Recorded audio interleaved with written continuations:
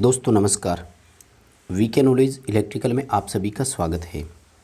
साथियों, आज की इस वीडियो में अपने बात करेंगे कि यूपीपीसीएल जो टेक्नीशियन का एग्ज़ाम हुआ था उसमें आप ऑब्जेक्शन राइज कैसे कर सकते हैं। ऑब्जेक्शन लगाने के लिए आपको क्या करना होगा और प्रूफ के तौर पर एज ए प्रूफ आपको क्या अपलोड करना है और कैसे अपलोड करना है, इसी पर बात करेंगे। आप सभी अपने अपने क्वेश्चंस को तैयार रखिए और ऑब्जेक्शन के लिए तैयार हो जाइए। कहीं जाने की ज़रूरत नहीं है, इसके लिए आप अपने मोबाइल से इसमें ऑब्जेक्शन राइज कर सकते हैं। साथियों, बड़ी और अच्छी बात यह है कि आपको ऑब्जेक्शन राइज करने के लिए कोई फीस पेमेंट नहीं करनी पड़ती, जबकि दिल्ली मेट्रो और राजस्थान टेक्निकल हेल्पर की यदि हम बात करें तो यहाँ पर 50 रुपये पर क्वेश्चन ऑब्जेक्शन राइज का चार्ज रखा गया था और कई एग्ज़ाम में रखा जाता है, जबकि यहाँ कोई चार्ज नहीं है। तो आपको जिस क्वेश्चन में डाउट है उसमें आप ऑब्जेक्शन ज़रूर करें। अपने मोबाइल से जो भी ब्राउज़र आप यूज़ करते हैं, हो सके तो गूगल का क्रोम ब्राउज़र आप यूज़ करें और डेस्कटॉप साइट उसमें ओपन करें। इसके लिए आपको क्या करना है कि आप जब देखेंगे तो राइट साइड में ये 3 आपको वर्टिकल डॉट दिखाई देंगे। दोस्तों, इन तीनों वर्टिकल डॉट पर क्लिक करने के बाद में आपको क्या करना है कि यहाँ से डेस्कटॉप साइट को चूज करना है। जब डेस्कटॉप साइट के रूप में ये ओपन हो जाएगा तो आपको इसमें यूपीपीसीएल की ऑफिशियल वेबसाइट सर्च करना है। आप सभी ऑफिशियल वेबसाइट के बारे में जानते होंगे, उम्मीद है। जैसे ही ऑफिशियल वेबसाइट पर आप सर्च करेंगे तो आपको देखिए यहाँ पर वैकेंसी और रिजल्ट देख रहे होंगे आप, यहाँ पर शो हो जाएगा। ठीक है, इस वैकेंसी और रिजल्ट पर जब आप क्लिक करेंगे दोस्तों तो आगे ये सभी डिटेल आपका जितने भी नोटिफिकेशन है वो सभी ओपन हो जाएंगे। यहाँ से आप जब देखेंगे तो आपको स्पष्ट है, अभी फ़िलहाल के लिए तो ये सेकंड नंबर पर ही है, 2 नंबर पॉइंट पर है अभी तो टेक्नीशियन वाला, कि डाउनलोड रिस्पॉन्स की एंड अपलोड ऑब्जेक्शन। ठीक है, तो इसमें ऑब्जेक्शन के लिए आपको यहाँ पर क्लिक करना है व्यू एंड डाउनलोड पर। जब यहाँ क्लिक करेंगे तो आपसे यूज़र आईडी और पासवर्ड मांगे जाएंगे। तो जब आपने पेपर डाउनलोड किया था उस समय जो यूज़र आईडी पासवर्ड लगाए थे वही आपको अभी इसमें लगाने हैं।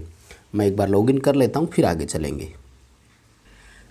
दोस्तों, जब आप user ID and password insert करेंगे तो आपके पास क्या होगा कि आपकी प्रोफाइल इस तरह से ओपन हो जाएगी, जहाँ आपको एप्लीकेंट की पर्सनल डिटेल मिलेगी और ये बीच में देखो आपको यहाँ पर ऑब्जेक्शन फॉर्म दिखाई देगा और ये है क्वेश्चन पेपर।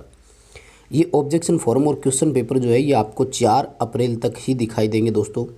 4 अप्रैल 2021 सुबह 10 बजे इसकी लास्ट डेट है। इसके बाद आप ऑब्जेक्शन राइज नहीं कर पाओगे, इसलिए समय रहते क्वेश्चन में ऑब्जेक्शन ज़रूर लगा दीजिए। उसके बाद में ना तो आप पेपर डाउनलोड कर पाओगे ना ही ऑब्जेक्शन लगा पाओगे। इसलिए एक तो निवेदन रहेगा कि अपना अपना पेपर डाउनलोड करके आप ज़रूर रखें, इन फ्यूचर आपको बहुत काम आएगा। ऑब्जेक्शन राइज करने के लिए दोस्तों ध्यान रखें कि प्रूफ की ज़रूरत होगी। तो मैं आपको बता दूं, डिस्क्रिप्शन में आपको टेलीग्राम का लिंक दिया हुआ है। जिन क्वेश्चंस पर मुझे डाउट लगता है और जिनका प्रूफ मुझे मिल चुका है मैं टेलीग्राम में डाल दूंगा। देखो, सबको व्हाट्सएप पर पर्सनली तो सेंड कर नहीं पाते हैं, इसके लिए मैं सॉरी, आपसे क्षमा चाहूँगा। पर टेलीग्राम में मैं वो क्वेश्चन और उसके नीचे उसका प्रूफ डाल दूँगा कि ये क्वेश्चन है, इसका ये प्रूफ है, तो आप वहाँ से उस प्रूफ को ले सकते हैं। इसलिए डिस्क्रिप्शन में टेलीग्राम का लिंक दिया हुआ है, उसको आप ज्वाइन कर लीजिएगा या वहाँ से आप देख सकते हैं, फिर एग्जिट हो जाना, कोई दिक्कत नहीं है उसमें। जब आप ऑब्जेक्शन फॉर्म पर क्लिक करेंगे दोस्तों तो आपके सामने नोटिफिकेशन बार ओपन होगा। ठीक है, जिसमें स्पष्टतः आपको इंस्ट्रक्शन लिखे हुए मिलेंगे। मैंने उसको क्लोज़ कर दिया है पहले ही। करना क्या होगा, ऑब्जेक्शन करने से पहले आपको ध्यान रखें, एक तो ये ध्यान रखें कि ऑब्जेक्शन केवल और केवल आप इंग्लिश में ही लगा पाओगे। ऑब्जेक्शन के लिए जो लैंग्वेज आपको रखनी है वो इंग्लिश में ही रखनी है, तो इसमें कोई दिक्कत नहीं है। जो भी रिमार्क्स अपन लिखेंगे इंग्लिश में शॉर्ट में 2 या 4 वर्ड में आप इसको लिख सकते हो। ज़्यादा बड़ी लैंग्वेज इसके लिए आपको रखने की ज़रूरत है नहीं।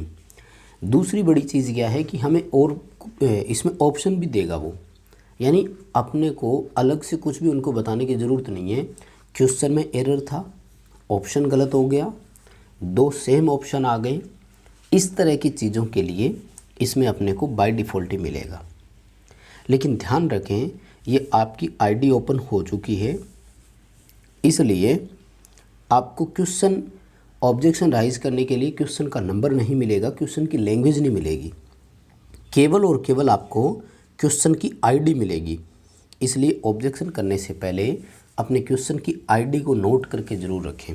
क्वेश्चन आईडी आपको यहाँ जब आप क्वेश्चन पेपर ओपन करोगे तो राइट साइड में आपको मिल जाएगी, जहाँ आपने आपका आंसर चूज किया हुआ था ना वो मिलेगा, उसके नीचे मिलेगा आपको क्वेश्चन आईडी ऊपर मिलेगी, फिर नीचे आपको जो आपने क्वेश्चन चूज किया था वो मिल जाएगा वहाँ से, तो उसको आप ले सकते हैं।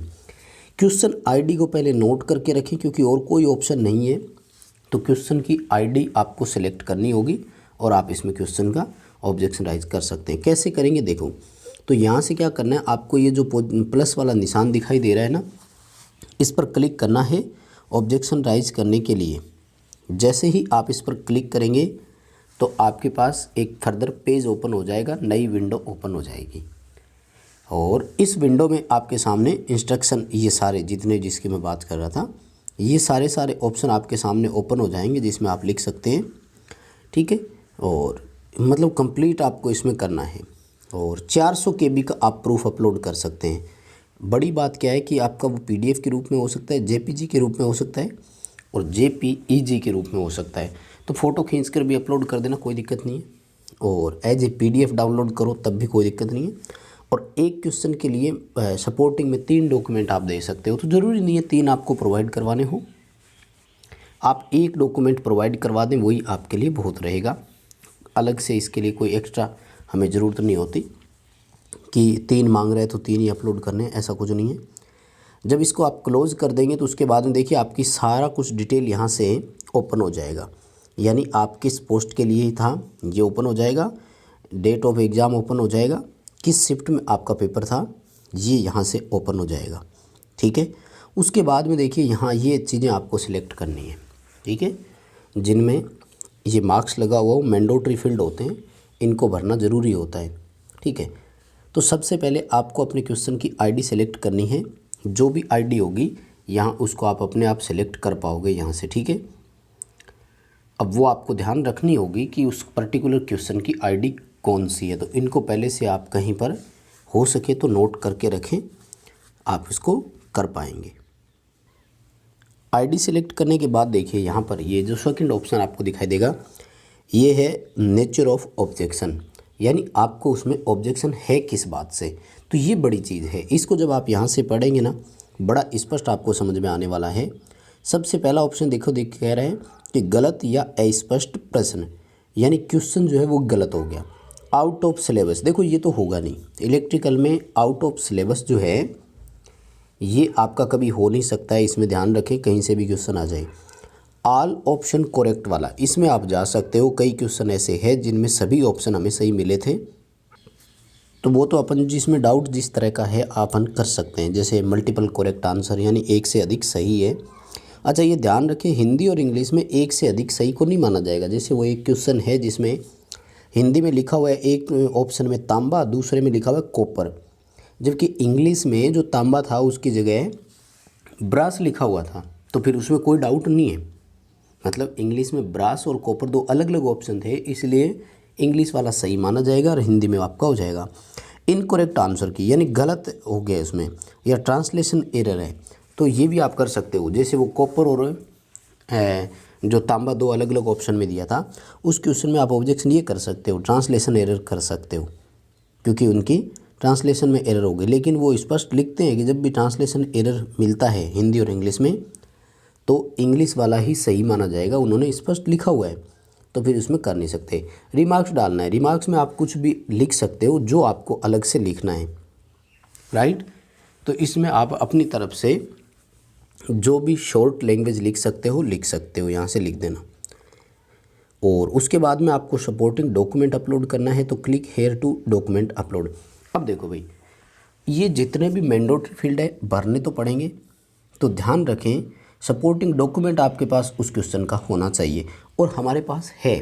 जैसे वो 3.5 कोर केबल वाला है, तो यूपीपीसीएल क्या कर रहा है कि TG2 2019 में जो एग्ज़ाम हुआ था ना उसमें उसी क्वेश्चन का 3.5 कोर केबल आंसर उन्होंने सही मान लिया, इस बार 4 कोर कर दिया। तो आप वो भी अपलोड कर सकते हो। और रिमार्क्स में क्या लिखना है, यही लिख देना है कि TG2 2019 जो टेक्नीशियन का पेपर इलेक्ट्रीशियन का हुआ था उसमें आपने 3.5 कोर केबल ऑप्शन को सही माना है, जबकि इस बार आप 4 कोर को सही मान रहे हो। रिमार्क्स में यही चीज़ें डालनी है, जो टिप्पणी अपन करना चाहते हैं ना, वो रिमार्क्स में आपको लिखना है। कई सारे क्वेश्चन आपको मिलेंगे, ऐसे एक की बात नहीं है। जैसे इस बार भी हुआ था, तो कोई एक शिफ्ट है, मुझे पूरी तरह से याद तो नहीं है, 28 मार्च 2021 का है।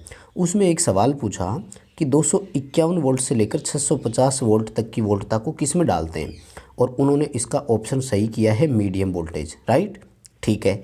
लेकिन एक क्वेश्चन ऐसा डाल दिया जिसमें ये पूछ लिया कि 650 से लेकर 33,000 तक की वोल्टेज को किस में लेते, इसको भी मीडियम वोल्टेज कर दिया। अब दोनों तो मीडियम नहीं हो सकते ना, कंट्रोवर्सी तो खुद ने ही डाल दी।